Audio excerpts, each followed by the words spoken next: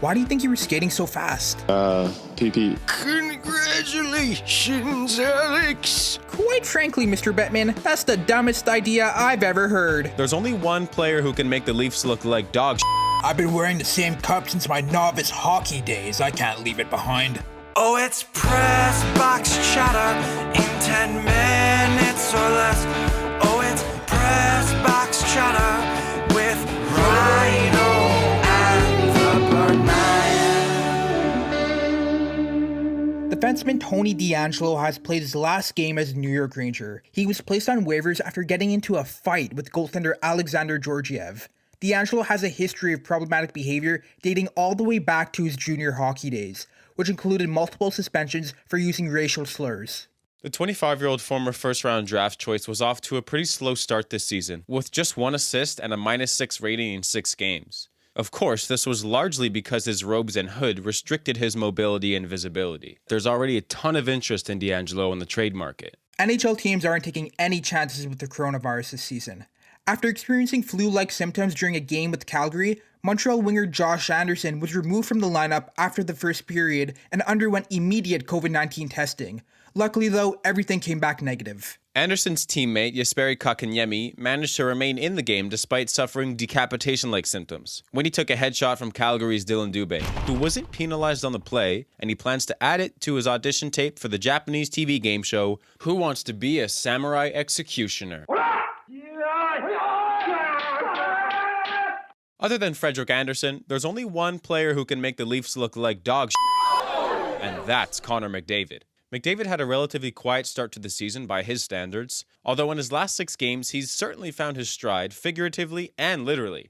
It all started when he absolutely undressed Leafs defenseman Jake Muzzin on Saturday night, who reportedly missed the flight back to Toronto as he was still looking for his jockstrap in Section 211 of the nosebleeds at Rogers Place Arena. Where is this damn thing? I've been wearing the same cup since my novice hockey days. I can't leave it behind. Buzzer, the plane's taking off! In the following 2 games against the Ottawa Senators, McDavid and Draisaitl then combined for 14 points.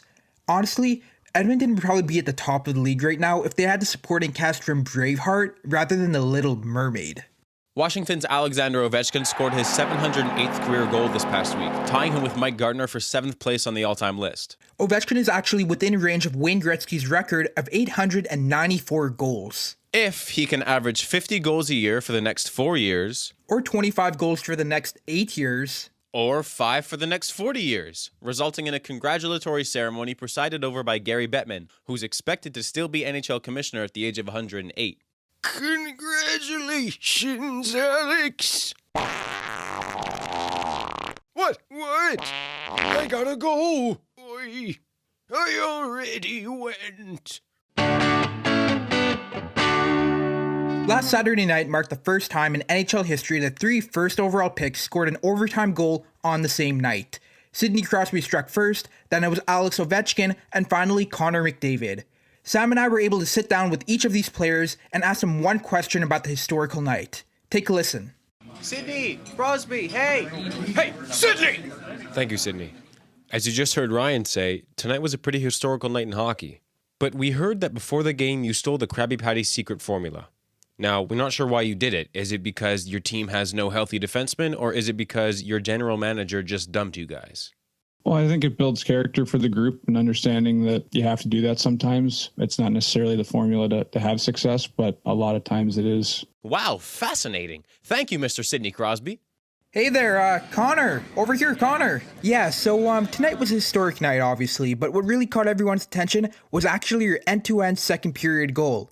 Connor, why do you think you were skating so fast? PP. Wait, so you just had to use the washroom? Who would have thought? There's a lot of things that go into it, a lot of subtleties that people probably don't realize. Hello, Mr. Ovechkin. This question is sponsored by Just for Men's Touch of Grey. I recommend you look into it. Tonight, you, Sidney Crosby, and Connor McDavid all scored overtime goals. Yours brought you to 708 career goals and 7th on the all-time goals list. You're 186 goals away from Wayne Gretzky's record. Do you think you can get there this season? Yeah. Well, thank you, Mr. Ovechkin. Good luck. Welcome to the brand new Fill in the Void segment. the part of the show where Sam and I suggest how some teams could fill in major holes within their roster, management, or an aspect of their game. The Penguins have named Patrick Alvin as their interim GM after the resignation of Jim Rutherford. We think there's a better alternative that Pittsburgh should consider. We suggest the Penguins do the right thing and interview a real-life Penguin for the open GM position in an effort to be more inclusive and no longer discriminate against Penguins. If you're going to have them on your jersey, you got to have them in your management. It's only fair. The Minnesota Wild and Anaheim Ducks have two of the worst power plays in the league by far this year, averaging 7.1 and 8.3% respectively.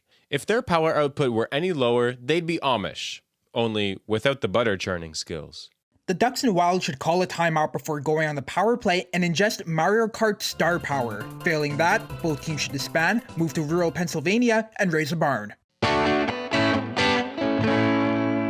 Ryan and I have got some burning questions that you actually might be wondering yourself. Have you ever wondered who's got the aux in the locker room for the Detroit Red Wings? I'll tell you, Sammer. Retired players Nicholas Kronwall, Henrik Zetterberg, and Pavel Datsyuk left a burnt CD for the youngsters. Songs include Dynamite by Tayo Cruz, Don't You Worry Child by Swedish House Mafia, Crazy Frog, and I'm in Love with a Stripper by T-Pain.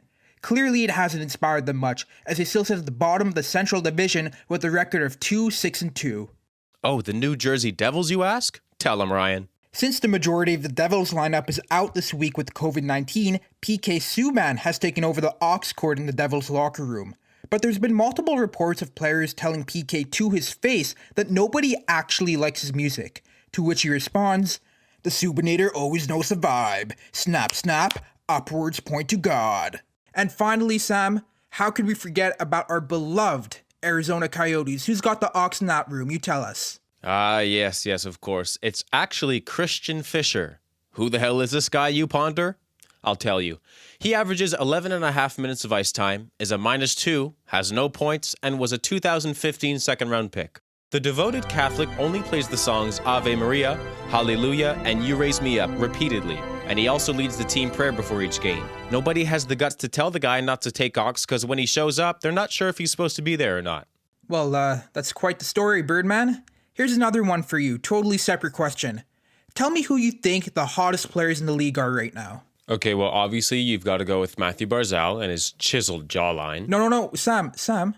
No, I'm talking about, like, the hottest players right now in the league, like Connor McDavid, like, he's really hot, he's scoring a lot of points, or Mitch Marner, you know, like the guys that are playing really... Henrik Lundqvist is another one with his beautiful head of hair. All right, I guess we're gonna do this then. Anze Kopitar. That's true, Kopitar's on fire, man. His brother Heli Kopitar. Joe Pavelski, also known as Father Time. He's tearing it up this season, and he's on track to lose in the Cup Finals for the third time in his career. Can't forget about Tyler Toffoli too, I guess, right? And of course, Tyler Seguin. Okay, we get it. Okay, enough. Let's move on to the last question here, all right? Who is most likely to have a hungry man frozen dinner before their game? And what are they watching on TV? If I had to guess for this one, I'd probably say Phil Kessel, and I think he'd be watching Desperate Housewives. I'm going to go with Zach Cassian, and I think he's watching something like Ice Road Truckers or Duck Dynasty. I think another obvious answer here has got to be John Tavares, and I think he's probably watching something really boring like paid programming or maybe nothing at all. Numerous teams have had their games postponed due to COVID-19 protocols, which raised concern as to how teams could get their seasons finished by May 8th. We had our intern reporter sit down with Gary Bettman to discuss the situation. Yes, hi, my name is Forsyth Applestein. I'm an intern reporter for Pressbox Chatter in 10 Minutes or Less, the best hockey podcast on the face of this Milky Way galaxy. There's major concern over how the league will finish the season if teams continue to have their games cancelled due to COVID-19 protocols. I was wondering, what type of tiebreakers do you have in mind that teams can use if they can't play all their games? What did you say your name was, son? Forsyth Applestein, sir. Really? Of the Brooklyn Applesteins? I dated your Aunt Susan. There are 2 to 3 scenarios we've been considering. 1, we'd have the teams with the lowest average game time body temperature make the playoffs. 2, have a hardest slap shot competition using a Q-tip and a cotton ball. 3, whichever teams have the most air miles reward miles make the playoffs. Quite frankly, Mr. Bettman, I've got to say, that's the dumbest idea I've ever heard. Oh yeah, Forsyth? Well, your aunt was a lousy kisser. Oh, it's press box chatter in 10 minutes or less. Oh, it's press box chatter.